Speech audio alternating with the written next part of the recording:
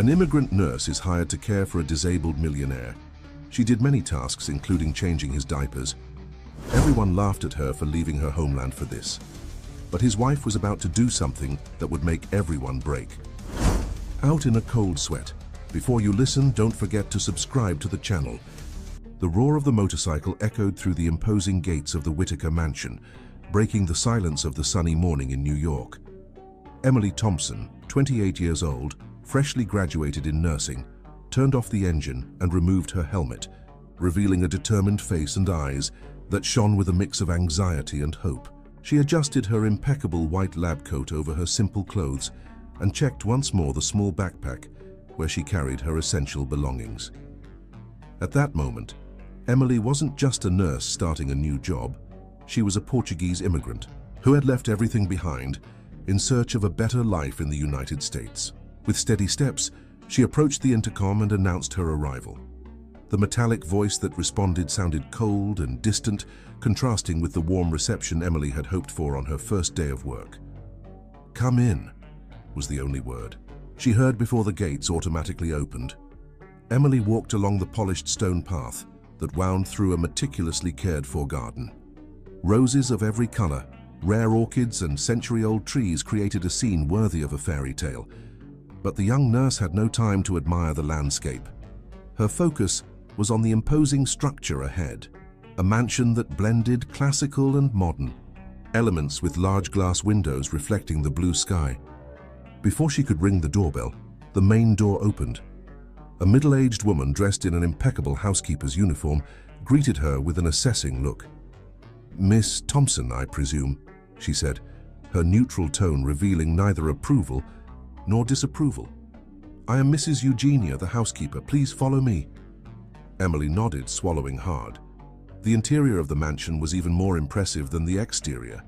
Artwork she recognized as being by famous masters adorned the walls, and the furniture seemed to have come straight out of a design museum. As she followed Mrs. Eugenia through the silent hallways, Emily felt the weight of the responsibility she had taken on. She wasn't there just to care for an ordinary patient. Her new employer was none other than Anthony Whitaker, one of the wealthiest and most influential men in the United States. "Mr. Whitaker suffered a stroke 6 months ago," Mrs. Eugenia explained as they climbed a marble staircase. "Since then, he has remained in a vegetative state. The doctors, well, they aren't very optimistic." Emily nodded, absorbing the information. She knew cases like this were challenging, but she was determined to make a difference. "Mrs. Whitaker hired you on Dr. Mendez's recommendation," the housekeeper continued. "He was impressed with your work at the University Hospital in Lisbon. I hope you're up to the expectations." Finally, they reached a large, carved wooden door. Mrs. Eugenia stopped, her hand on the doorknob. "Miss Thompson," she said, her tone softening for the first time, "I must warn you, Mr. Whitaker's situation is delicate. The family is going through a difficult time. Discretion and professionalism are essential." Emily nodded, feeling her heart race. "I understand, Mrs. Eugenia. I'll do my best." With one last assessing look, the housekeeper opened the door. The room was spacious and luxurious, but Emily barely noticed the details. Her eyes were immediately drawn to the motionless figure on the king-size bed. Anthony Whitaker, once a titan of business, now seemed small and fragile among the silk sheets. State-of-the-art medical equipment surrounded the bed, their beeps and hums breaking the oppressive silence. Emily approached slowly, her trained eyes quickly assessing the situation. What she saw deeply shocked her. Despite all the luxury around, it was evident that the patient's basic care was being neglected. The unshaven beard, greasy hair, and unmistakable smell of poor hygiene were clear signs that something was very wrong. "My God," murmured Emily, unable to contain her reaction. Mrs. Eugenia cleared her throat, seeming uncomfortable. "The previous nurse, and well, she didn't adapt to the demands of the job. We had to let her go a week ago." Emily took a deep breath, feeling a mix of indignation and determination growing within her. "I understand. Can I start immediately?" Before the housekeeper could respond, a cold, sharp voice filled the room. "So this is the new nurse?"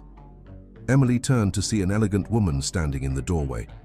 Impeccably dressed in a designer outfit, with expensive jewelry adorning her neck and wrists, she exuded an aura of wealth and power. But it was her eyes that caught Emily's attention, cold and calculating, without a trace of emotion, as she looked at the man in the bed. "Mrs. Whitaker," Mrs. Eugenia gave a slight bow. "This is Emily Thompson, the nurse recommended by Dr. Mendez." Victoria Whitaker, the millionaire's wife, scrutinized Emily from head to toe with a critical gaze.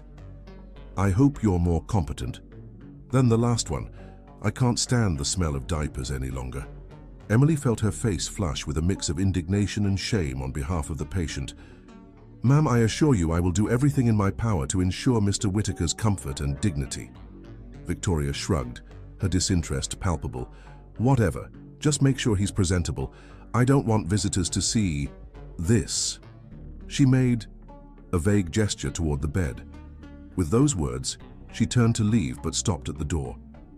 "Oh, and keep the costs under control. This situation is already costing us a fortune." When the door closed behind Victoria, a heavy silence fell over the room. Emily looked at Mrs. Eugenia, who seemed embarrassed. "Well," said the housekeeper, trying to regain her composure, "I suppose you have work to do, Miss Thompson. If you need anything, I'll be downstairs." Alone in the room with her patient, Emily felt the full weight of the task ahead. It wasn't just a matter of medical care. It was a battle for a human being's dignity. She approached the bed, looking at the still face of Anthony Whitaker. Despite the lack of response, she spoke softly. "Mr. Whitaker, my name is Emily. I'm here to take care of you. I promise I'll do my best to help you." With those words, she got to work. First, she organized the supplies and equipment needed for a bed bath.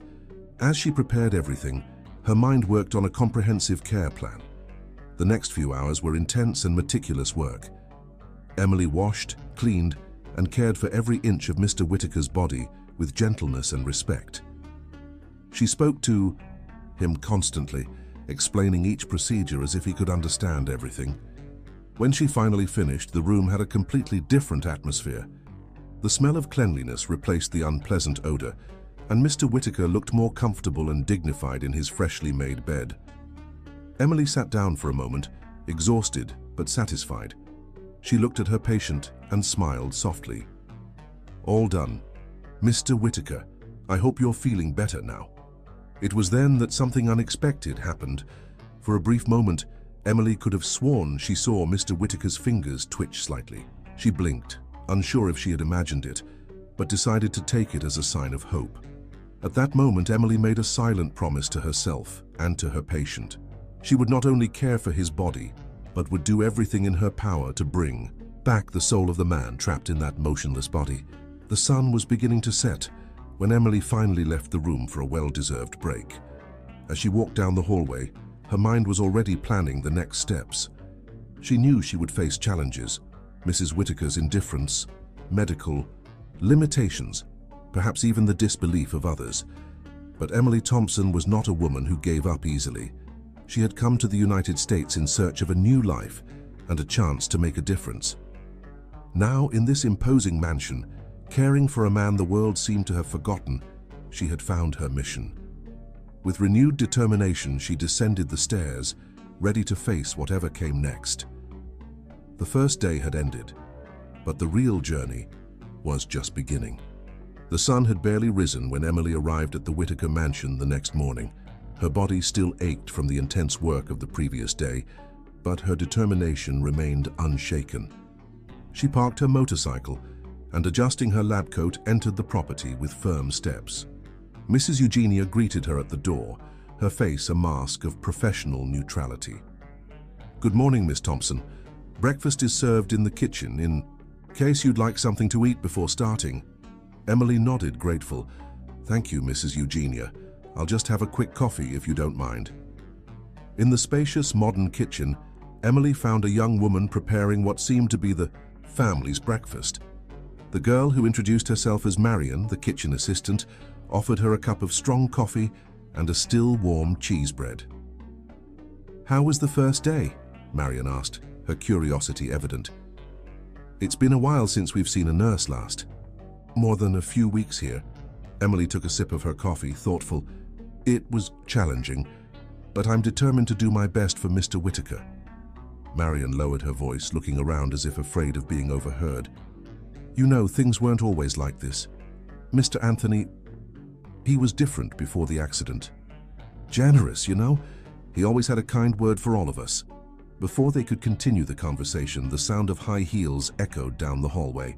Victoria Whitaker entered the kitchen, her imposing presence making Marion shrink and quickly return to her work. "Ah, you're here early," said Victoria, her tone as cold as ever. "Good. We have guests for dinner tonight, and I don't want any unpleasant incidents. Make sure Anthony is presentable." Emily swallowed the sharp retort that threatened to escape. Instead, she maintained a professional tone. "Of course, Mrs. Whitaker. I will do everything possible to ensure Mr. Anthony's comfort." With a dismissive wave, Victoria poured herself a cup of coffee and left, leaving behind a tense silence. Finishing her coffee quickly, Emily thanked Marion and headed to Anthony's room.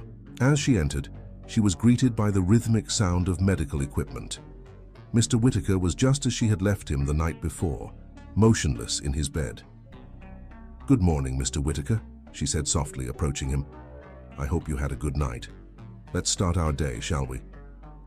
Emily began her morning care routine, speaking constantly to her patient. She firmly believed that even in a vegetative state, Anthony could somehow hear and feel her presence. As she worked, Emily noticed a photograph on the nightstand. Showed a younger Anthony, smiling broadly next to a majestic horse. His eyes sparkled in a way that painfully contrasted with his current condition. "You like horses, don't you?" she asked, holding the photo up for him to see. "It must be wonderful to ride. You know, in Portugal we have a breed of horses called Lusitano. They are beautiful and noble animals." For a moment, Emily thought she saw a slight movement in Anthony's eyes, but she convinced herself it was just her imagination. Throughout the day, she dedicated herself not only to his physical care, but also to mentally stimulating her patient. She read excerpts from newspapers, described the weather outside, and even hummed a few soft Portuguese songs. In the afternoon, while adjusting the IV, Emily heard raised voices coming from the hallway. She immediately recognized Victoria's cold tone. "We can't go on like this, doctor. How much longer do we have to endure this situation?" The male voice that responded was calm but firm. "Mrs. Whitaker, I understand your frustration, but we must be patient. Mr. Anthony's condition is delicate but not irreversible." "Patient? It's been 6 months. Our resources aren't infinite, doctor." Emily felt her stomach churn at the coldness in Victoria's words. How could someone speak like that about their own husband? The door opened, and a middle-aged man in a white lab coat entered, followed by Victoria. He introduced himself as Dr. Mendez, the neurologist in charge of Anthony's case. "Ah, you must be Miss Thompson," he said, extending his hand. "I've heard excellent things about your work in Lisbon." Emily greeted the doctor, grateful for his presence. As Dr. Mendez examined Anthony, she watched intently, eager to learn more about her patient's condition. "Has there been any change in recent days?" the doctor asked. Emily hesitated, thinking about the slight movement she thought she had seen. "I'm not sure, doctor. Sometimes I think I see small reactions, but—" "Your imagination, Victoria," interrupted impatiently. "Doctor, how much longer do we have to keep up this intensive care? Wouldn't it be better to consider other options?" Dr. Mendez furrowed his brow. "Mrs. Whitaker, we've already discussed this. Mr. Anthony still has a chance of recovery. Abandoning treatment now would be premature and unethical."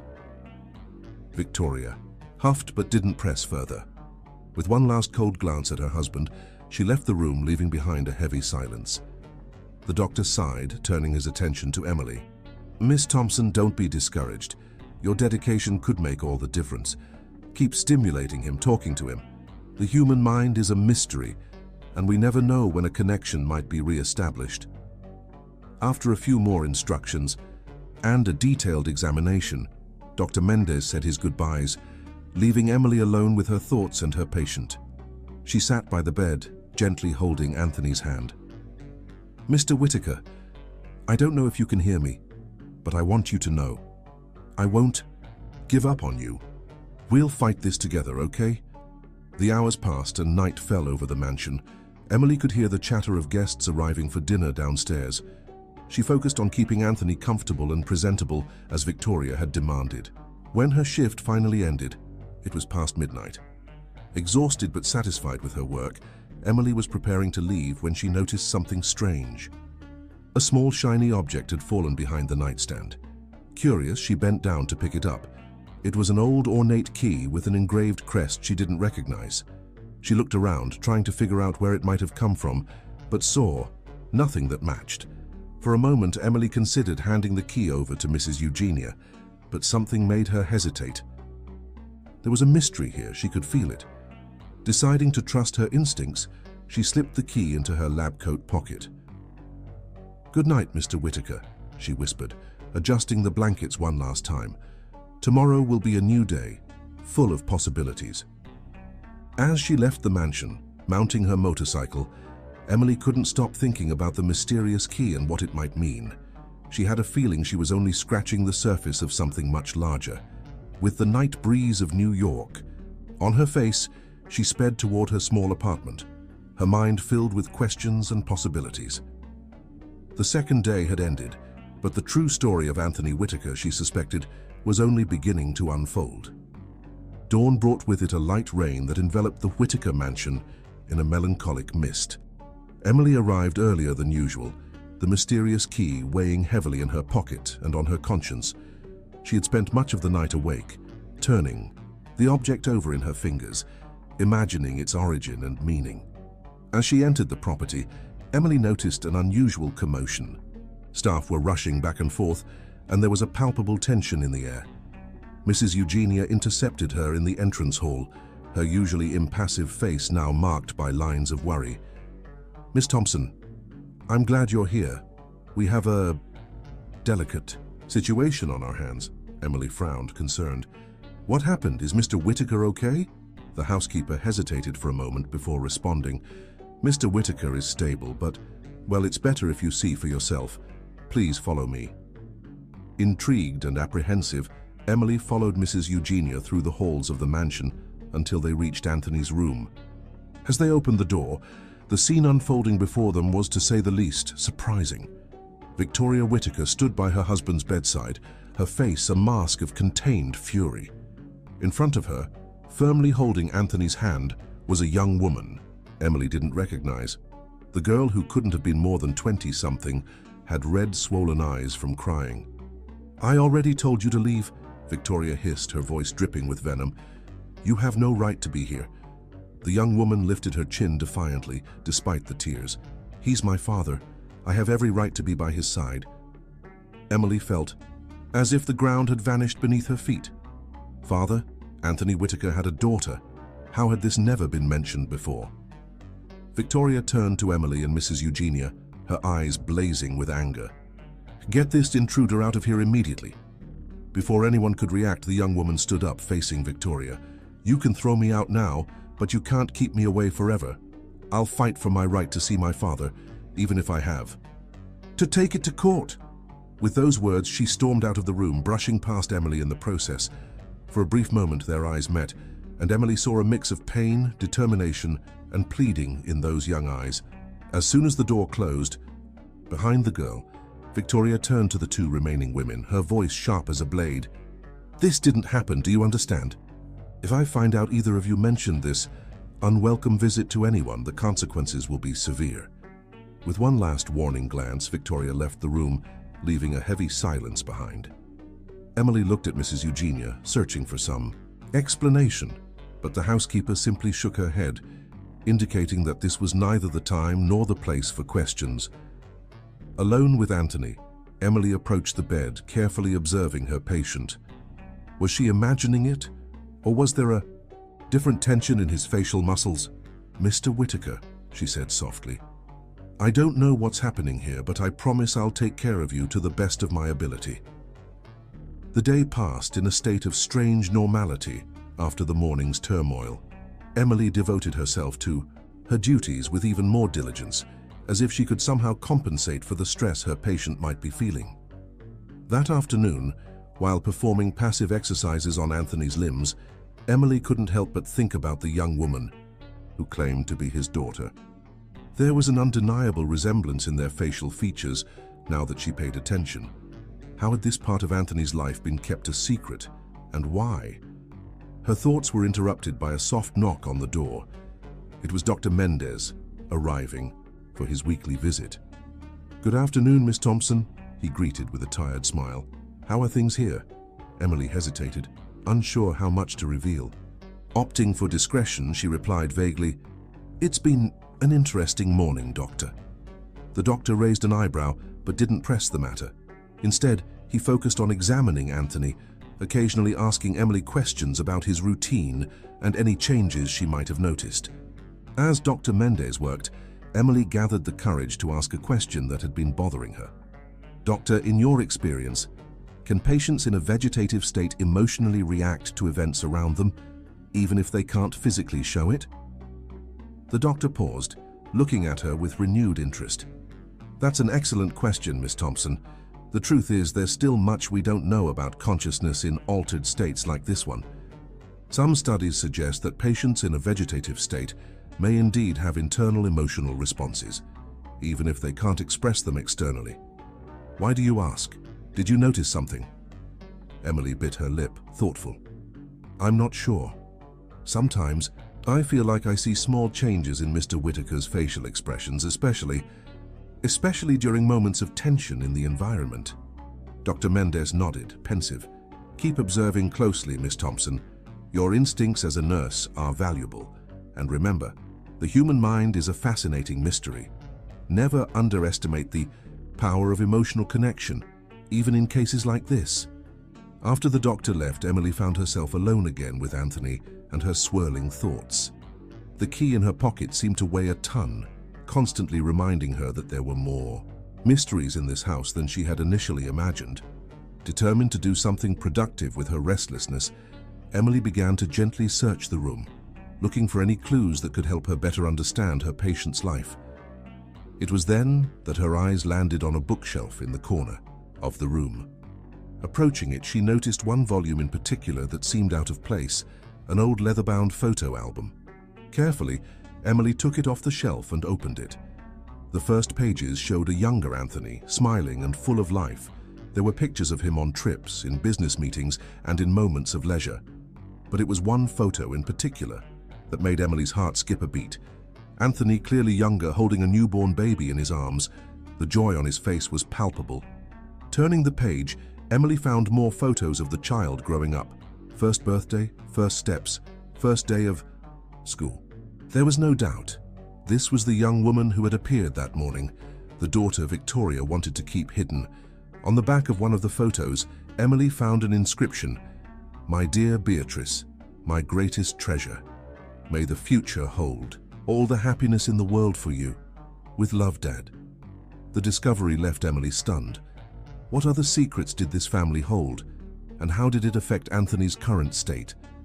As she carefully placed the album back in its place, Emily made a silent promise to her patient. She would uncover the truth no matter the cost. Anthony Whitaker deserved more than to be a shadow in his own life, and she would do everything in her power to bring light to this dark situation. The day was coming to an end, but for Emily, it felt like a new journey was just beginning. With the mysterious key in her pocket and the new information in her mind, she knew the coming days would be crucial. The truth was out there waiting to be discovered, and she was determined to uncover it. The days that followed were a mix of routine and tension for Emily. She continued her diligent care of Anthony, but now every gesture was permeated by a growing curiosity and a silent determination to unravel the mysteries surrounding the Whitaker family. A week after the incident with Beatrice, Anthony's supposed daughter, Emily arrived at the mansion to find an atmosphere even more charged than usual. Victoria moved through the halls like a contained storm, casting suspicious glances at every staff member who crossed her path. Upon entering Anthony's room, Emily was surprised by an unexpected scene. Victoria was standing by the bed, holding what appeared to be a folder of documents. Her face was twisted in an expression of anger and fear. "Ah, you're here," Victoria said, quickly composing herself upon seeing Emily. "I need you to double your vigilance over Anthony. Do not allow anyone into this room without my explicit permission, understood?" Emily nodded, keeping her expression neutral. "Of course, Mrs. Whittaker. May I ask if there's a specific reason for this extra precaution?" Veronica hesitated for a moment, her gaze shifting between Emily and her motionless husband. "Just legal matters. Nothing you need to worry about." With those cryptic words, Veronica left the room, leaving behind a trail of expensive perfume and unanswered questions. Emily approached Anthony, watching him closely. "What's going on here, Mr. Whittaker? What is your wife hiding?" As she went about her morning routine, Emily's mind raced furiously. The mysterious key, the secret daughter, and now these legal matters mentioned by Veronica. Everything seemed connected somehow, but the puzzle pieces still didn't fit. Determined to find more clues, Emily began paying even closer attention to the details around her. It was while changing the sheets that she noticed something, a small tear in the mattress, almost imperceptible, but large enough to hide something. With her heart pounding, she slid her fingers into the tear, feeling something rigid inside. Quickly glancing at the door to make sure she was alone, Emily pulled out the hidden object. It was a yellowed envelope, clearly old. With trembling hands, she opened it, revealing a series of legal documents. As she read, her eyes widened in shock. The papers detailed the creation of a trust fund in Beatrice Whittaker's name, with an astronomical sum of money. Even more shocking, there was a clause stipulating that in the event of Anthony's incapacity, the management of the fund would pass directly to Beatrice, completely excluding Veronica from the process. "My God," Emily whispered, the reality of the situation beginning to take shape in her mind. Veronica wasn't just trying to hide the existence of a stepdaughter. She was potentially losing control over a fortune. Suddenly, a noise at the door made Emily jump. Quickly, she placed the documents back in the envelope and hid it in the mattress again, her heart racing. Mrs. Eugenia entered the room, carrying a tray with Emily's lunch. The housekeeper seemed to notice the nurse's agitation but made no comment. "Is everything all right, Miss Thompson?" asked Mrs. Eugenia, placing the tray on a side table. Emily forced a smile, trying to steady her breathing. Yes, just concerned about some adjustments to Mr. Whittaker's equipment." Mrs. Eugenia nodded, but her gaze remained piercing. "You know, Miss Thompson, I've worked in this house for over 2 decades. I've seen many things, heard many secrets. If you need someone to talk to..." The offer hung in the air, full of possibilities. Emily hesitated, weighing her next steps. Could she trust Mrs. Eugenia, or was the housekeeper's loyalty to the Whittakers? Before she could make a decision, a commotion in the hallway caught both their attention.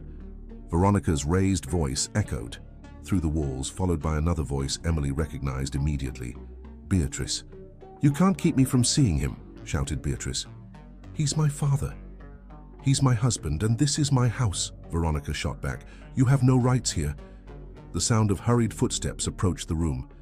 Mrs. Eugenia cast a worried glance at Emily before positioning herself near the door, as if to block an imminent intrusion. Emily, in turn, stood protectively by Anthony's bedside, her eyes fixed on her patient's face, and for a brief moment, she could have sworn she saw a single tear roll down the corner of his eye. The door burst open violently, revealing Beatrice, her eyes red from crying and filled with determination, closely followed by a furious Veronica. "Dad!" exclaimed Beatrice, running toward the bed. Victoria tried to intercept her, but Emily, acting on instinct, stepped between the two women. "Please," said Emily, her voice firm but gentle, "remember that we are in a patient's room. Any stress could be harmful to Mr. Whittaker." The words seemed to have a momentary calming effect. Beatrice stopped, her hands trembling at her sides, while Victoria took a step back, composing herself. "Miss Thompson is right," said Mrs. Eugenia, her voice carrying surprising authority. "Perhaps it would be best to continue this discussion elsewhere." Victoria shot one last furious glance at Beatrice before turning to leave. "This conversation isn't over," she hissed. Beatrice, however, remained where she was, her eyes fixed on her father. Can I stay with him for a moment?" she asked, her voice barely a whisper.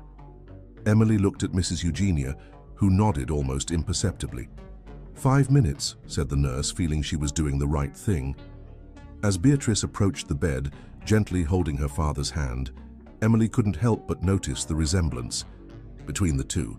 The same face shape, the same determined chin. There was no doubt they were father and daughter. "Daddy," Beatrice spoke softly, "I'm here. I won't give up on you, I promise." Emily felt a lump in her throat, moved by the scene, but her mind kept working, connecting the dots between the hidden trust fund, Victoria's hostility, and Beatrice's determination. As she watched the interaction between father and daughter, Emily knew she had made a decision. She could no longer be just a passive observer in this family drama. Somehow, she needed to uncover the whole truth, for Anthony's sake, for Beatrice's, and perhaps for justice itself. The 4th day at the Whittaker mansion had ended, but the real battle was just beginning. Emily knew the coming days would be crucial, and she was determined to face whatever lay ahead. The dawn of the 5th day brought with it a renewed determination for Emily. After the tumultuous events of the previous day, she knew she could no longer remain a mere spectator to the dramas unfolding in the Whittaker mansion.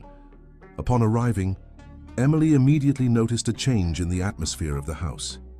There was a palpable tension in the air, as if all the inhabitants were walking on eggshells. Mrs. Eugenia greeted her with a worried look. "Miss Thompson," whispered the housekeeper, pulling Emily into a discreet corner of the entrance hall. "Be careful today. Mrs. Whittaker is volatile." Emily nodded, grateful for the warning. "Thank you, Mrs. Eugenia. Is there anything else I should know?" The housekeeper hesitated for a moment, looking around as if afraid of being overheard. "Just stay alert. The walls have ears in this house." With those cryptic words, Mrs. Eugenia walked away, leaving Emily with even more questions than answers. Upon entering Anthony's room, Emily was surprised by an unexpected scene.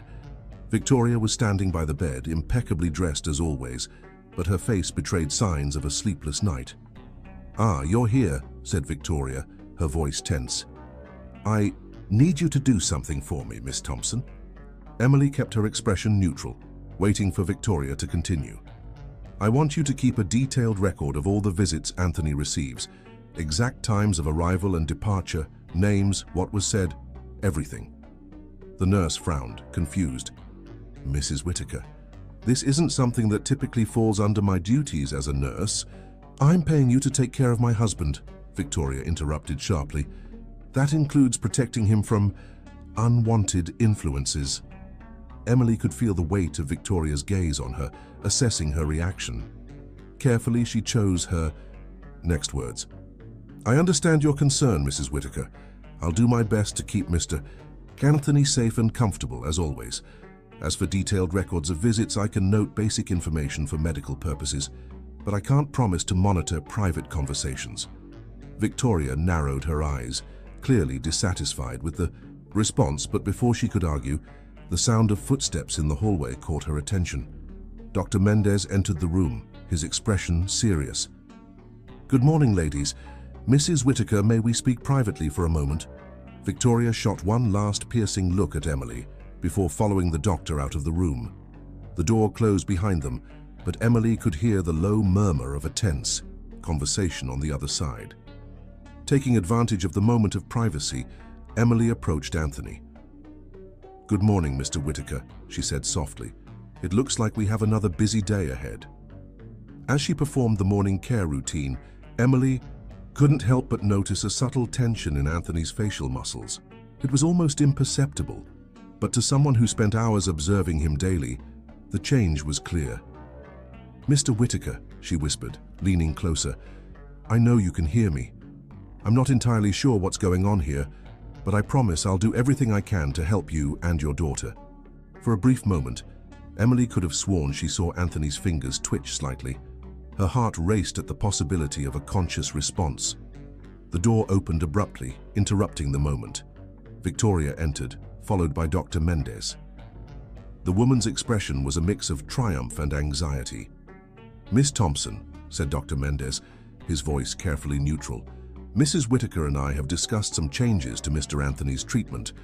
We'd like to start a new series of tests and possibly consider a transfer to a specialized clinic. Emily felt an alarm go off in her mind. Something wasn't right. "Doctor," she began, choosing her words carefully. "You mentioned last week that Mr. Whitaker was making progress, however subtle. Could such a drastic change be harmful at this stage?" Victoria interjected before the doctor could respond. "Decisions about my husband's treatment are mine to make, Miss Thompson. Your role is to care for him, not to question medical directives." Emily could feel the tension rising in the room. She looked at Dr. Mendez, searching for some sign that he shared her concerns, but the doctor's face remained impassive. "I understand," Emily said finally. "May I at least suggest we wait a few days before making any drastic changes? That would give us time to properly prepare Mr. Whitaker, Albuquerque, and ensure a smooth transition." Victoria seemed about to protest, but Dr. Mendez nodded slowly. "That seems reasonable. We can start the preparations today and begin the new procedures next week." With one last warning glance at Emily, Victoria left the room, followed by the doctor. As soon as the door closed, Emily turned to Anthony, her mind racing furiously. She knew she had to act fast. Whatever Victoria was planning, it didn't seem to be in Anthony's best interest. Emily needed to find a way to communicate with Beatrice, to warn her about the transfer plans. As she adjusted the equipment around the bed, Emily felt something brush her hand. Looking down, she saw Anthony's fingers move slightly, as if trying to reach her. "Mr. Whitaker?" she whispered, leaning closer. "Can you hear me? If you can, try to move your fingers again." For a tense moment, nothing happened. Then slowly, almost imperceptibly, Anthony's fingers curled. Emily's heart leapt. It wasn't her imagination. Anthony was responding consciously. "My God," she breathed, feeling a mix of excitement and fear. "Mr. Whitaker, I'm going to help you, I promise. But I need you to keep fighting, okay? Don't give up."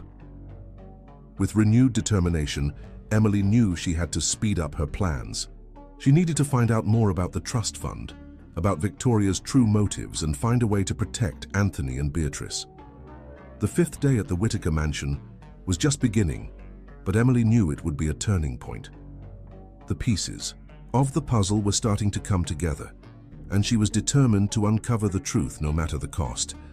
The rest of the day passed in a state of contained tension for Emily. The discovery that Anthony was conscious and able to communicate, even minimally, changed everything. She knew she needed to act cautiously but also urgently. As she carried out her routine tasks, Emily kept a watchful eye out for any opportunity to investigate further. It was during a shift change of the security guards that she saw her chance. Seizing a moment when the hallway was empty, Emily slipped out of Anthony's room and quickly made her way to Victoria's office. Her heart pounded furiously as she turned the doorknob, praying it was unlocked. To her surprise and relief, the door opened without resistance. Emily stepped inside quickly, closing it behind her. The office was a blend of elegance and power, with bookshelves lining the walls and an imposing mahogany desk at the center. With trembling hands, Emily began rummaging through the desk drawers, searching for anything that could shed light on Victoria's plans. It was in the third drawer that she found something promising, a folder labeled Project Phoenix. Opening it, Emily was met with a series of legal and financial documents. Her eyes scanned the pages, absorbing information that made her stomach churn. Project Phoenix was an elaborate plan to transfer the majority of Anthony's assets to a series of offshore accounts, effectively leaving Beatrice without her inheritance. Even more alarming, there were mentions of experimental treatments that, reading between the lines, seemed more like a way to keep Anthony incapacitated than to cure him. Emily was so engrossed in reading that she almost didn't hear the footsteps approaching in the hallway. In a panic, she quickly snapped photos of the documents with her phone before putting everything back in place and slipping out of the office as quietly as possible. She had barely turned the corner when she saw Victoria entering the office, accompanied by a man Emily didn't recognize. Pressing herself against the wall, she tried to listen in on the conversation. "Needs to be done this week, Roberto." Victoria's voice reached her. "We can't risk that brat interfering again." "What about the nurse?" the male voice replied. "She seems too curious for my taste." There was a pause before Victoria responded, her voice dripping with disdain. "She's just an immigrant."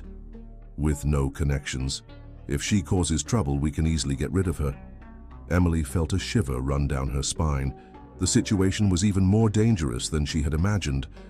Quickly returning to Anthony's room, Emily found her patient as she had left him, but now she saw him with new eyes. Approaching the bed, she spoke in a low voice. "Mr. Whitaker, I've discovered something. Your wife, she's planning something terrible. I need to find a way to contact your daughter, Beatrice. Do you know of any way I can reach her?" For a moment, nothing happened. Then slowly, Anthony's eyes moved toward the nightstand. Emily followed his gaze and noticed a small address book partially hidden under some papers. With trembling hands, she picked it up and began flipping through it. Under the letter B, she found what she was looking for. Beatrice, emergencies. Followed by a phone number. Emily quickly typed the number into her phone, saving it under a code name. She knew she had to be extremely careful from now on. "Thank you," she whispered to Anthony. "I'll do everything I can to protect you and your daughter." The rest of the day passed in a blur of anxiety and silent planning. Emily knew she needed to find a way to communicate with Beatrice without raising suspicions. She also needed to document everything she had discovered in case something happened to her. When her shift finally ended, Emily left the mansion feeling the weight of the world on her shoulders. She knew the next 24 hours would be crucial. Arriving at her small apartment, Emily immediately began transcribing everything she had uncovered, including the photos she had taken of the documents. She created digital and physical copies, hiding them in different places. Then, gathering all her courage, she picked up the phone and typed a message to Beatrice's number. "Beatrice, my name is Emily. I'm your father's nurse.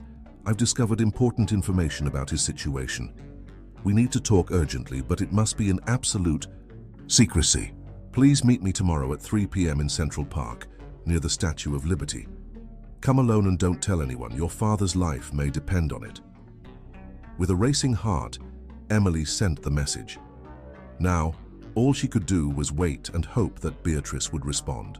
Lying in bed that night, unable to sleep, Emily reflected on how her life had changed drastically in just 6 days. She had come to the United States seeking a fresh start, a chance to make a difference. Now, she found herself in the middle of a plot worthy of a thriller, with real lives at stake. As the clock ticked through the early hours of the morning, Emily made a silent promise to herself and to Anthony. She would go to the ends of the earth to uncover the truth and protect those who couldn't protect themselves.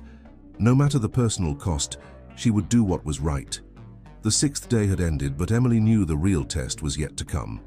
With this determination in mind, she finally fell into a restless sleep, dreaming of mysterious keys, secret documents, and the pleading eyes of a man trapped in his own body. The 7th day dawned with a mix of apprehension and determination for Emily.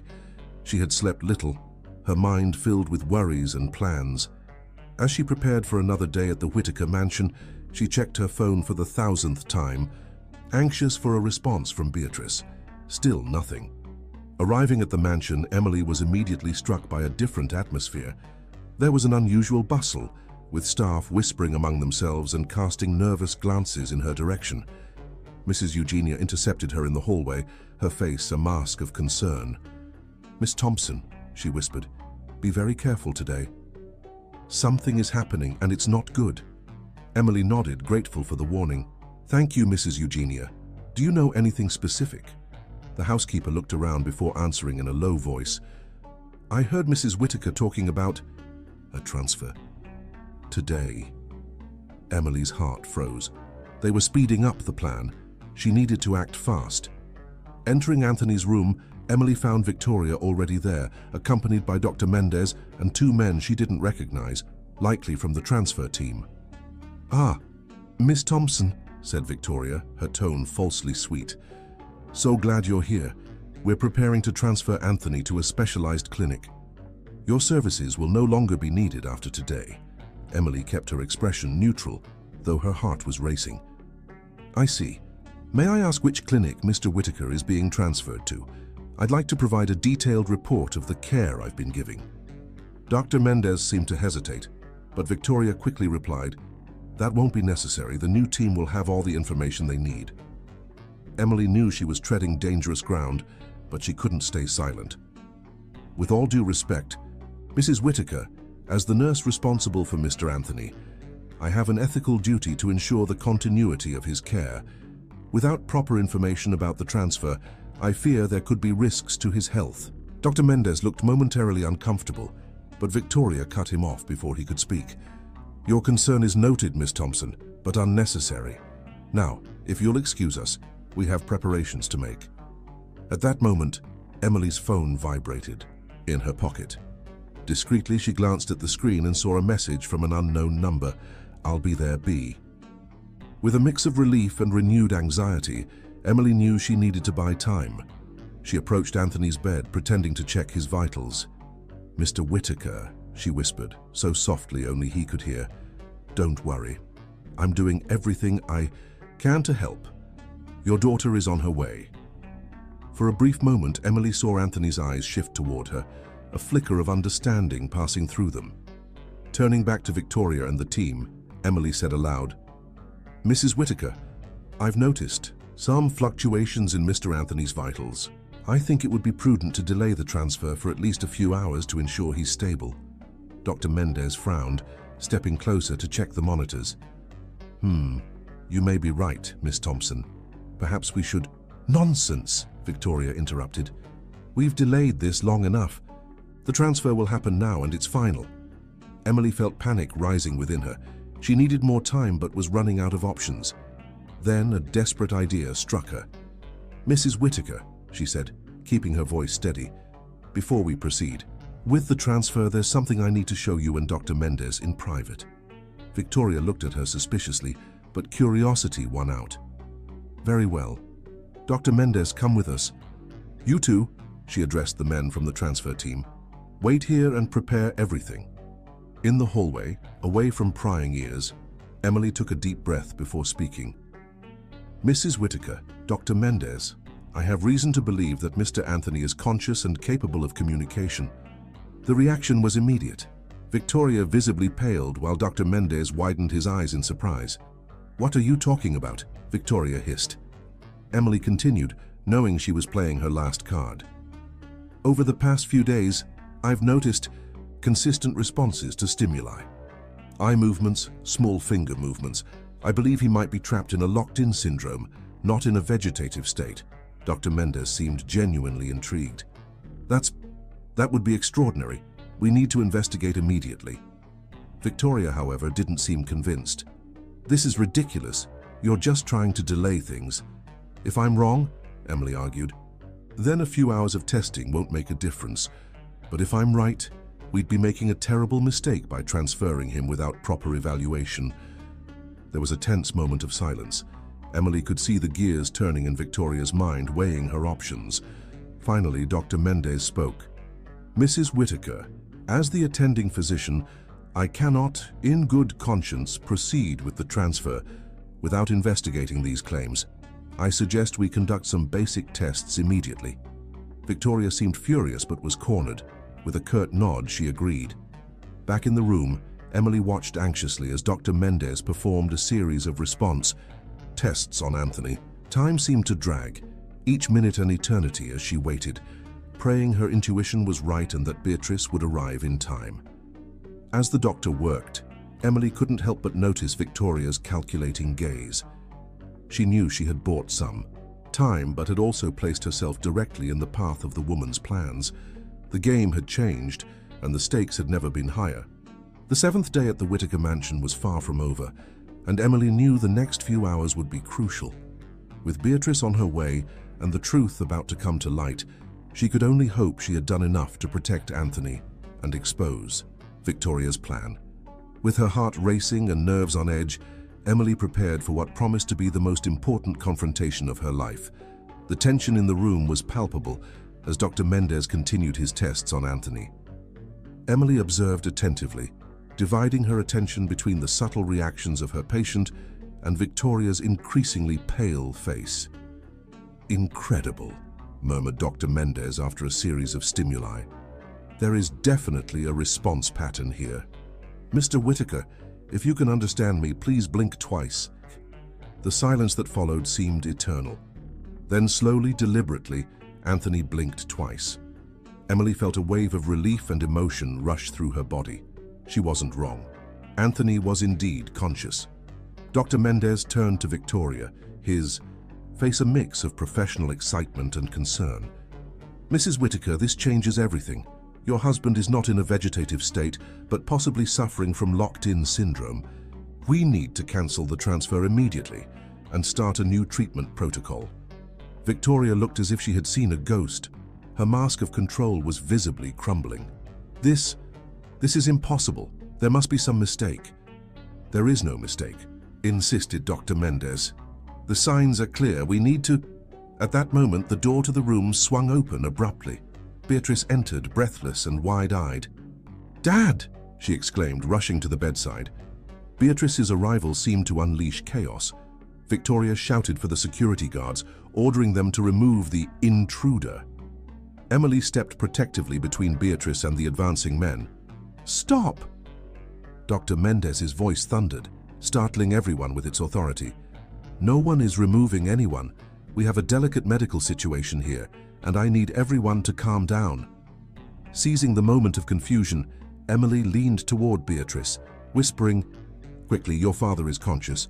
He can communicate through blinks. 2 for yes, 1 for no." Beatrice's eyes filled with tears as she turned to her father. "Dad, can you hear me? Do you know who I am?" Slowly, deliberately, Anthony blinked twice. The room fell into absolute silence for a moment, everyone absorbing the magnitude of what was happening. Victoria was the first to recover, her face twisted into a mask of fury. "This is some kind of trick.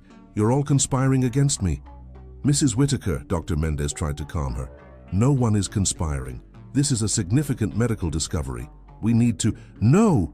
Victoria!" Victoria shouted. "You don't understand. He can't be conscious. Not after everything." Her voice faltered, and for a moment, Emily saw what appeared to be genuine fear in Victoria's eyes. Beatrice, who had been focused on her father, turned to face her stepmother. "What do you mean by after everything? What did you do?" The tension in the room was palpable. Emily knew they were on the brink of a crucial revelation. She discreetly moved to block the door, preventing any attempt by Victoria to escape.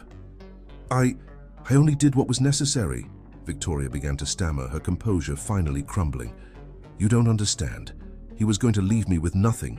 All that money for a daughter he barely knew." The pieces of the puzzle began to fall into place in Emily's mind. The trust fund, the documents she had found. It all made sense now. "You sabotaged his treatment," Emily accused, her voice trembling with indignation. "You kept him sedated, prevented his recovery, all to maintain control over the money." Victoria didn't deny it. Her silence was a more eloquent confession than any words could be. Dr. Mendez looked horrified. "My God, I had no idea.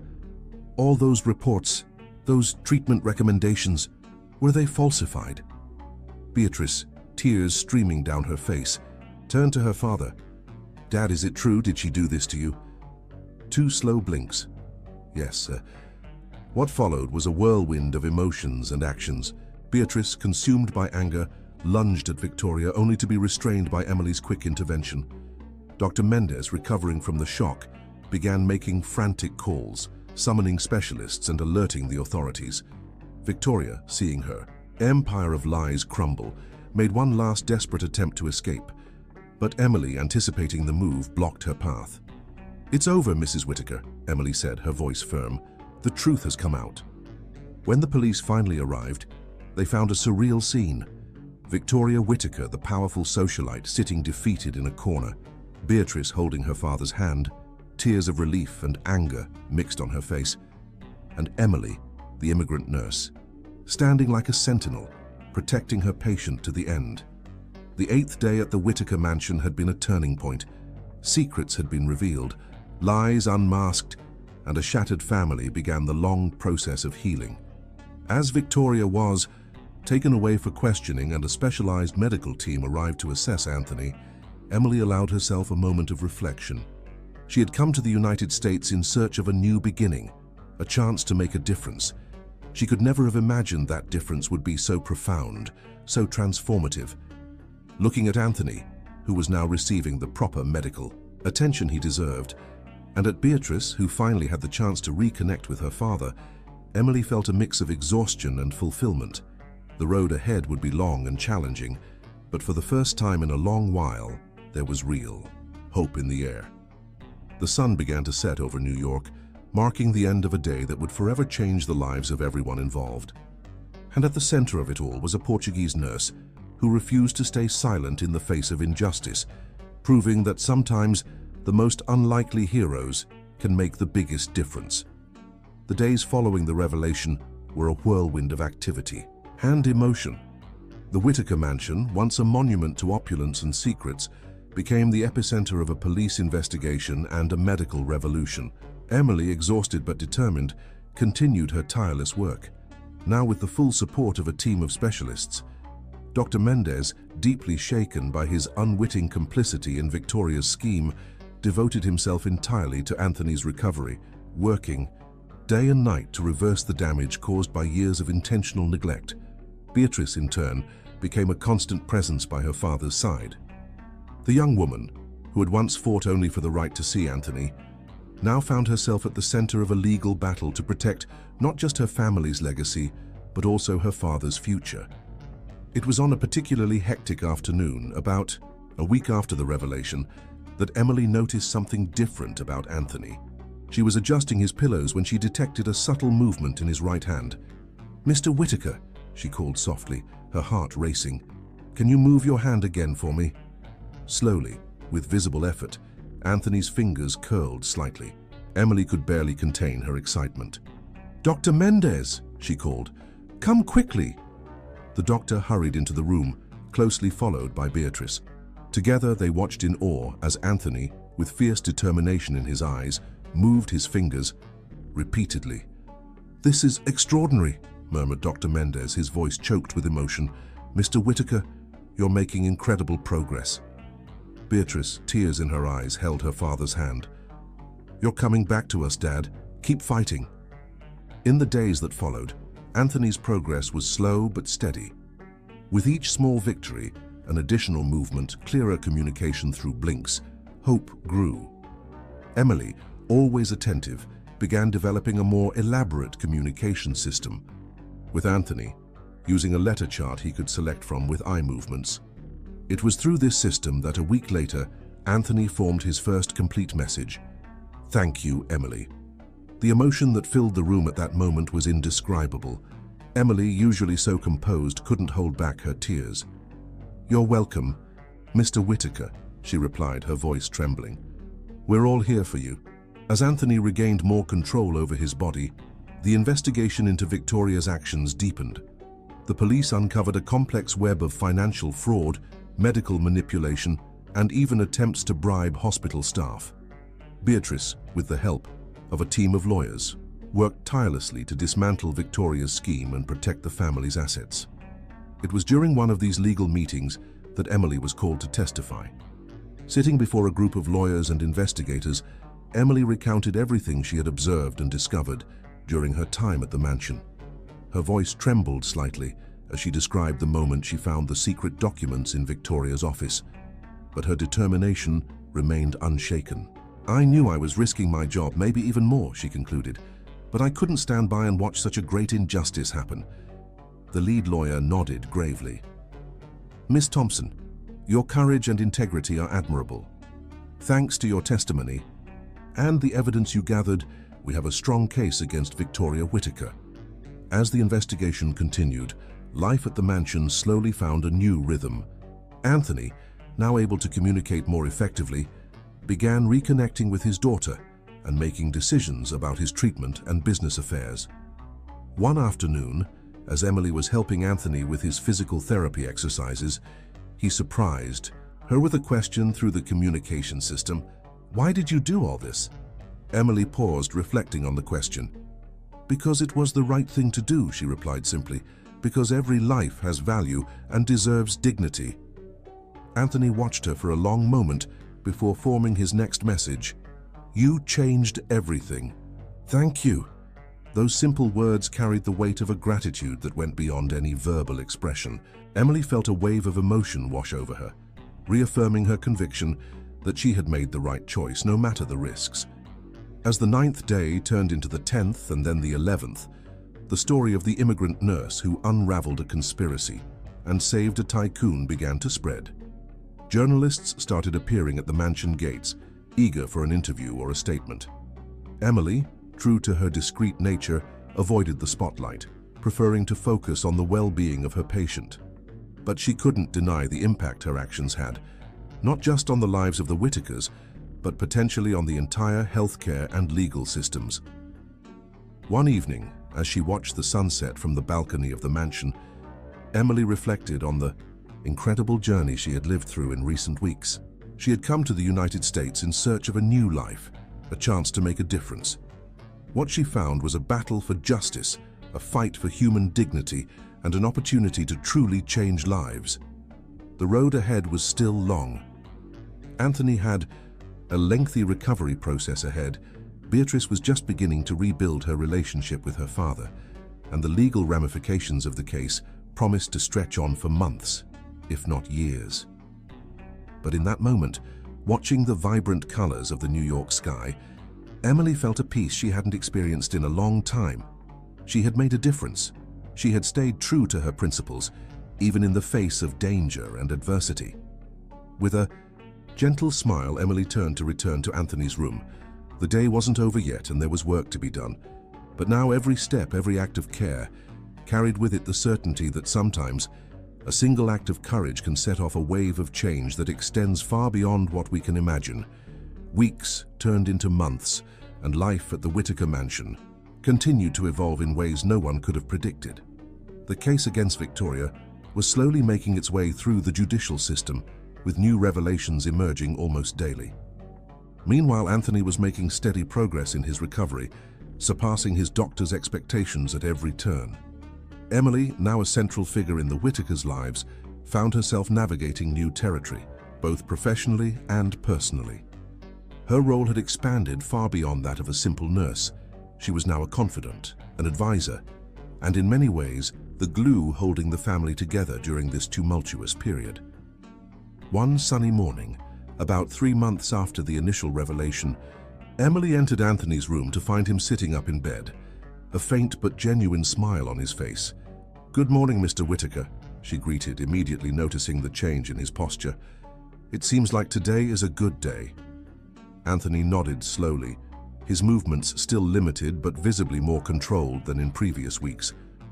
With effort, he raised his right hand and pointed to the chair beside the bed, indicating that he wanted Emily to sit. Intrigued, she obliged.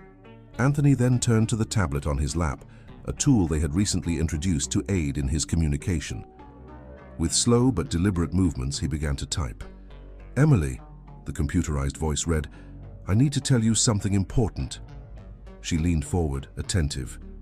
"Of course, Mr. Whitaker. What is it?" Anthony continued typing, his brow furrowed, in concentration. "All this time, while I was trapped in my own body, I could hear and understand everything, even Victoria's conversations." Emily felt a shiver run down her spine.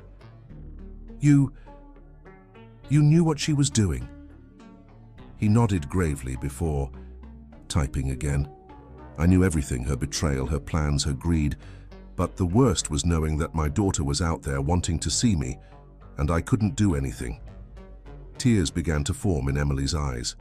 The thought of the torment Anthony must have endured, aware but unable to communicate, was almost unbearable. "But you," Anthony continued, his eyes fixed on Emily, "you changed everything. You were the first to truly see me, to believe that I was still here." Emily swallowed hard, moved. "I just did what any decent person would do, Mr. Whitaker." He shook his head, determined to continue. "No, you did much more. You risked everything for me, for Beatrice. You gave us a second chance." There was a pause as Anthony gathered his strength to keep typing. "That's why I've made a decision. I want you to officially become part of the Whitaker team, not just as a nurse, but as an advisor and, if you accept, as part of the family. Emily was speechless, completely caught off guard. "Mr. Whitaker, I don't know what to say." "Say yes," came the simple reply through the tablet. "You're already family to us, Emily. Now it's just about making it official." At that moment, Beatrice entered the room, smiling as she saw her father and Emily together. "What's going on here?" she asked, noticing the emotional atmosphere. Anthony gestured for his daughter to come closer, and together they explained the proposal to Beatrice. To Emily's surprise and joy, Beatrice embraced the idea with enthusiasm. "Emily, you saved our lives," Beatrice said, holding the nurse's hands. "It would be an honor to have you officially as part of the family." Overwhelmed with emotion, Emily finally nodded, tears streaming down her face. "Yes," she whispered. "Yes, I accept." The days that followed were a whirlwind of activity. Lawyers were called in to formalize Emily's position in the Whitaker company and to establish her new role in the family.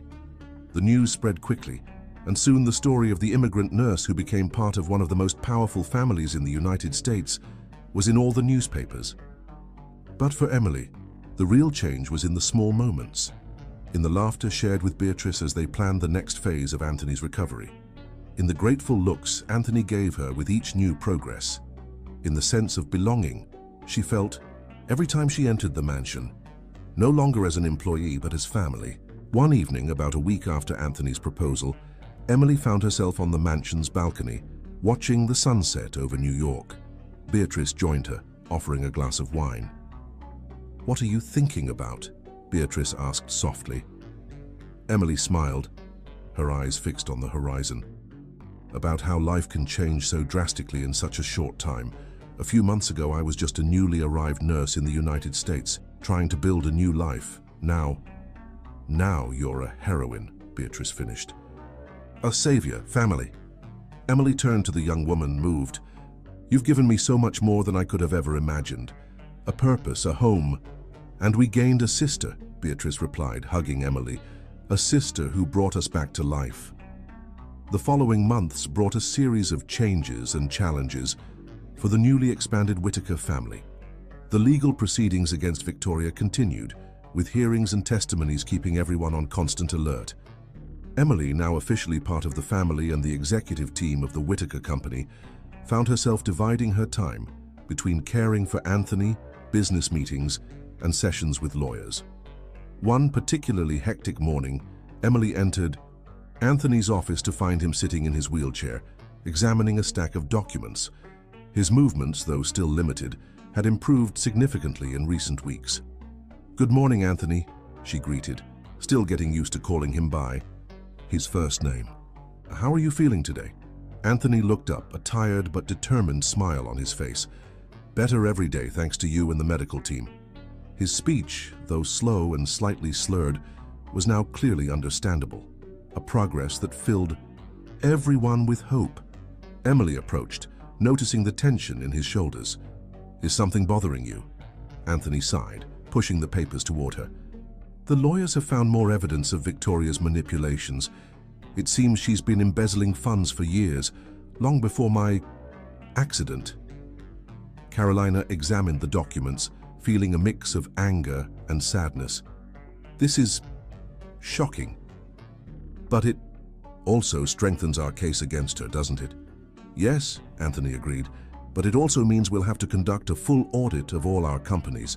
It's going to be a long and potentially painful process."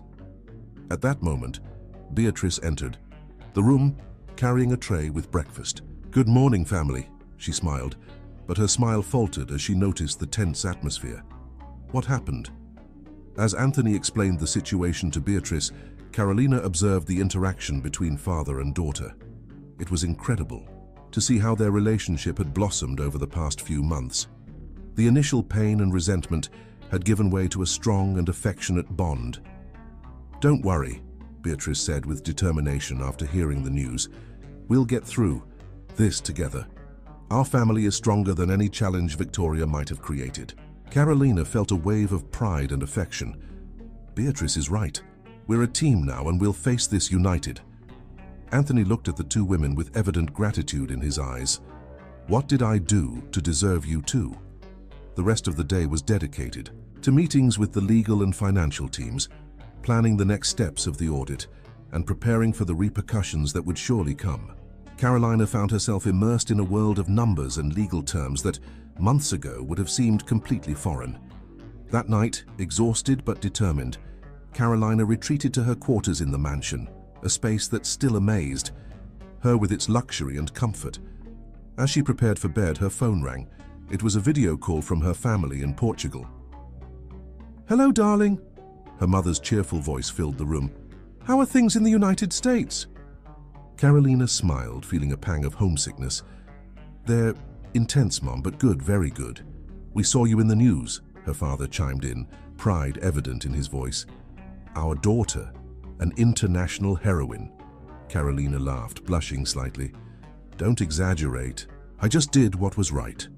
The conversation continued for a few minutes, with Carolina sharing what she could about recent developments, always careful not to reveal confidential information.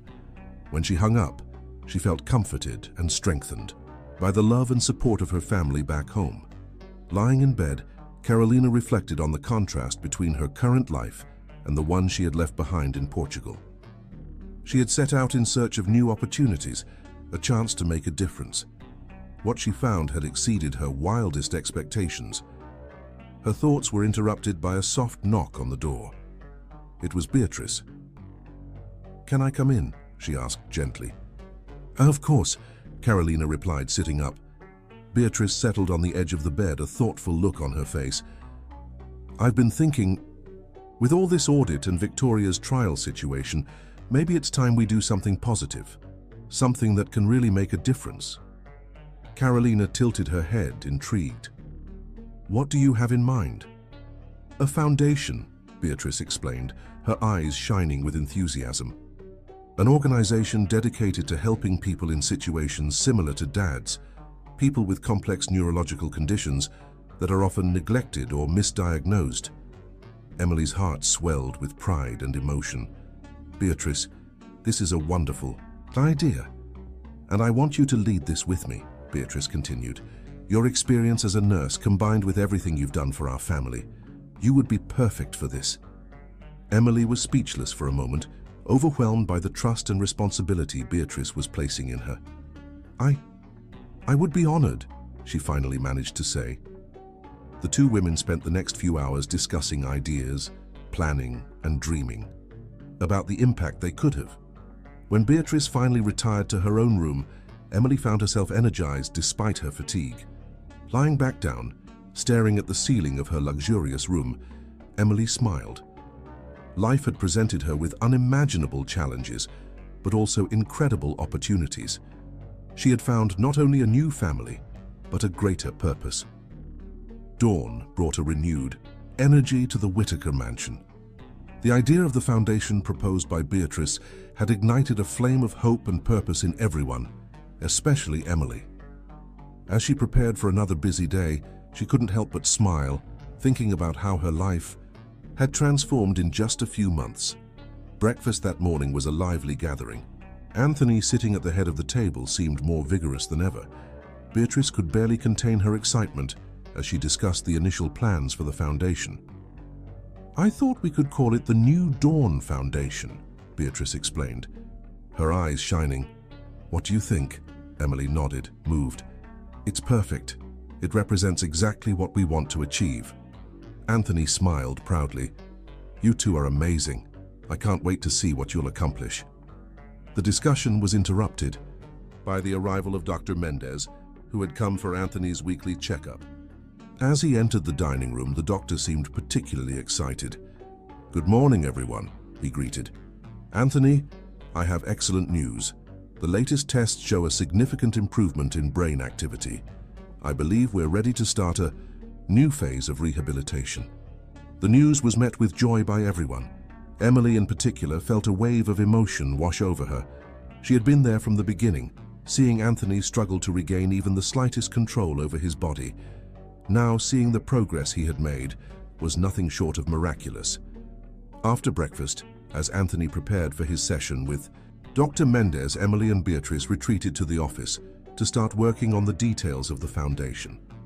"I've been thinking," Beatrice began, opening her laptop, "we could focus on three main areas: advanced research in neurology, support for families affected by complex neurological conditions, and public education about these conditions." Emily nodded, impressed by Beatrice's clarity of vision. "That's excellent. We could also consider a training program for healthcare professionals, focusing on early detection and specialized care." The hours flew by as the two worked, sketching out plans, researching similar organizations, and discussing potential partners and collaborators. The enthusiasm was palpable, and Emily once again marveled at the direction her life had taken. In the middle of the afternoon, they were interrupted by a knock at the door. It was Mrs. Eugenia, the housekeeper, with a worried expression on her face. "Miss Beatrice, Emily," she said hesitantly, "there's something you need to see."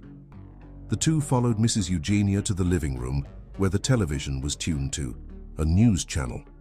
The headline made Emily's heart freeze: "Victoria Whittaker escapes house arrest." The reporter on the screen detailed how Victoria had bypassed the electronic monitoring system and disappeared overnight. Authorities suspected she had help from accomplices and might be trying to leave the country. "My God," Beatrice murmured, her voice trembling. "We need to tell Dad." Emily nodded, her mind already working through the implications of this new twist. "I'll speak with the security team. We need to reinforce protective measures immediately." The following hours were a whirlwind of activity. The police were called, the mansion's security was tightened, and an emergency meeting was convened with the legal team. Anthony, upon being informed, remained surprisingly calm. "She's desperate," he said, his voice steady despite the situation. "This only further proves her guilt. We won't let this stop us or scare us." Emily admired Anthony's strength. Even after everything he had been through, he refused to be a victim of circumstances. That night, with the mansion on high alert, Emily found herself on the balcony, gazing at the lights of New York. Beatrice joined her, offering a cup of tea. "How are you holding up?" Beatrice asked softly. Emily sighed. "Worried, to be honest, but also determined. We won't let Victoria destroy everything we've built." Beatrice nodded, a look of determination in her eyes. "You know, amidst all this chaos, I can't help but think how grateful I am to have you here, Emily. You've become so much more than a nurse or a friend. You're family." The words touched Emily deeply. "You're my family now too," she replied, her voice choked with emotion. "And family protects each other, no matter what." The two stood there for a moment, watching the city below, each lost in their own thoughts. The future was uncertain, with the threat of Victoria looming over them, but there was also a sense of purpose and unity that couldn't be shaken. "The foundation," Emily said suddenly. "We can't let this stop us from moving forward with our plans." Beatrice smiled, nodding vigorously. "You're absolutely right. In fact, this only makes our work even more important. We can turn this adversity into something positive." The days following Victoria's escape were a whirlwind of activity and conflicting emotions at the Whittaker mansion. The police came and went, interviewing staff and reinforcing security. The media, hungry for more details of the scandal, camped outside the property gates. Amidst all this chaos, Emily, Beatrice, and Anthony worked hard to maintain a sense of normalcy and focus on their goals.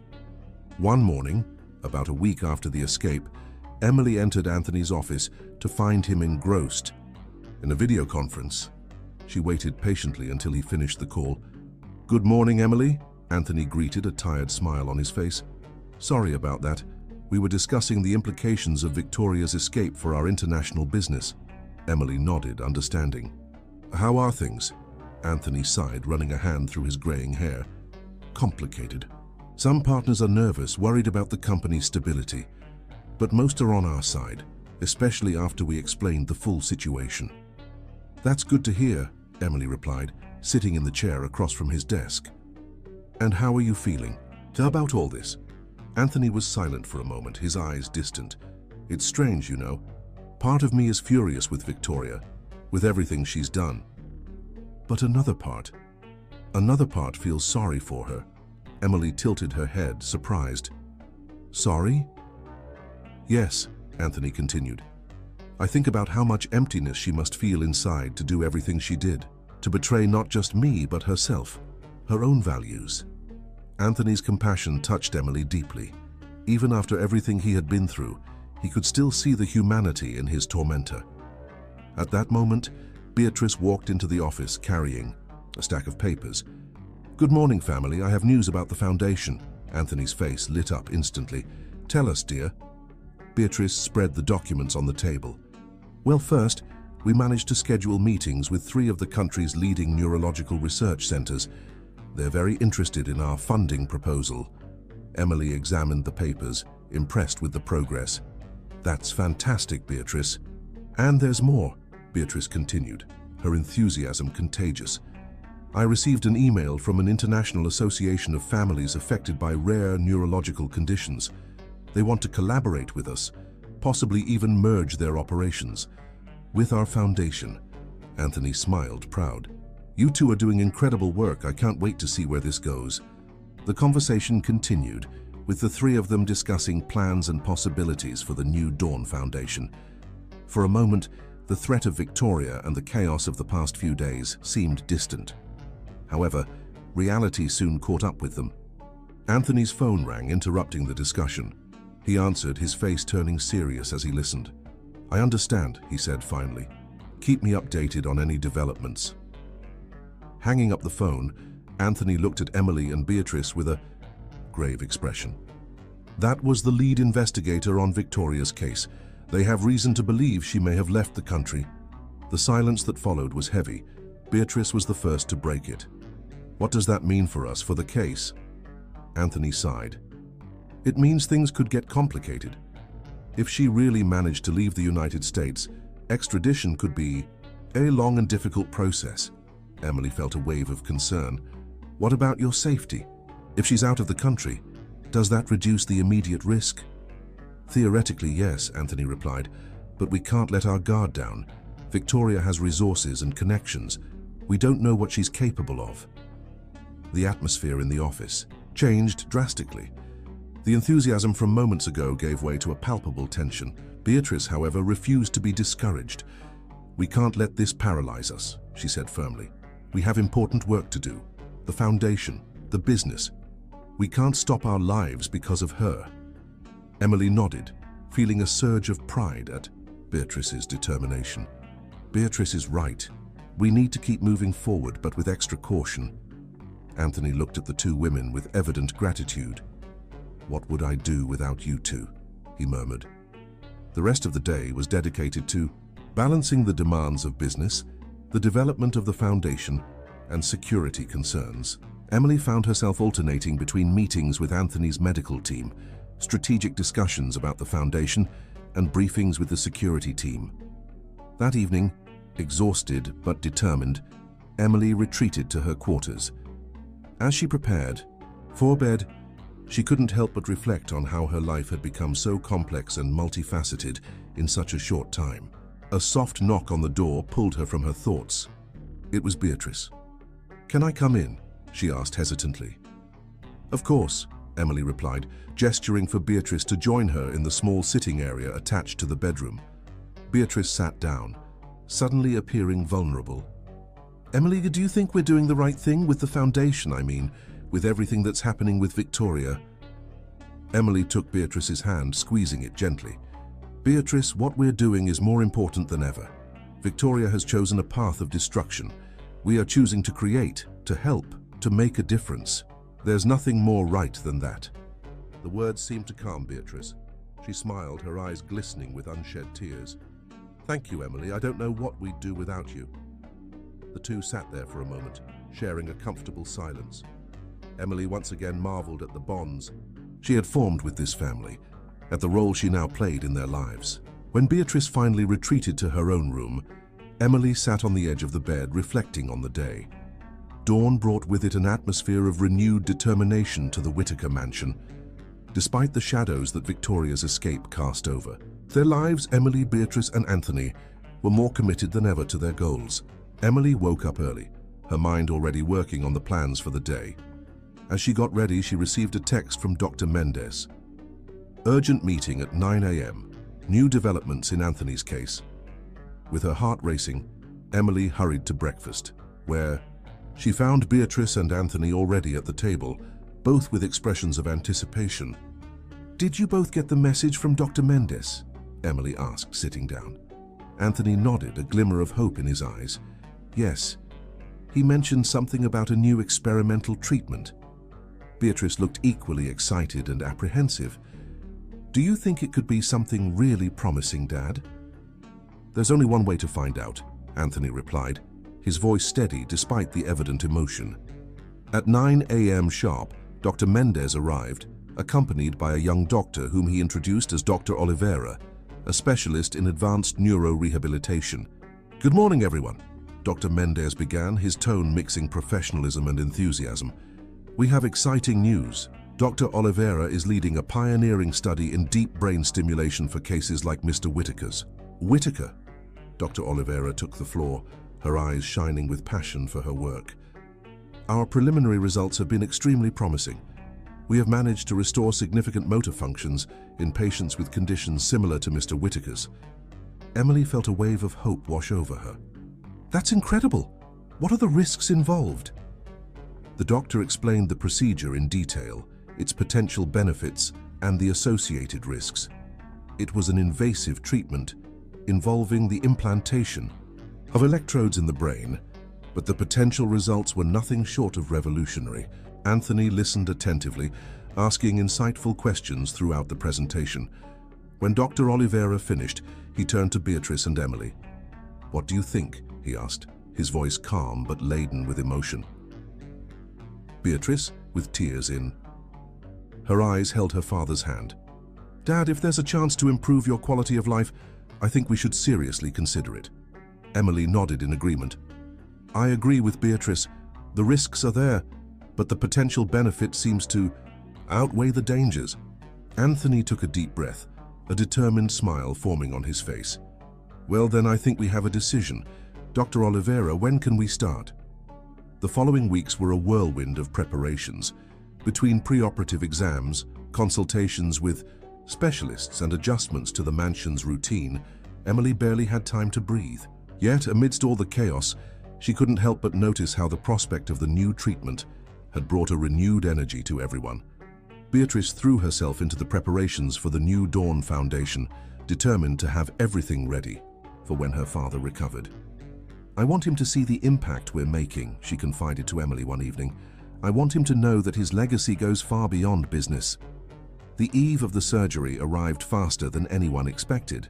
The mansion was quiet, an atmosphere of anticipation and apprehension hanging in the air. Emily found Anthony in his office, gazing thoughtfully out the window. "How are you feeling?" she asked softly, approaching him. Anthony turned, a serene smile on his face. "You know, Emily, I'm at peace. No matter what happens tomorrow, I know I've made the right choice."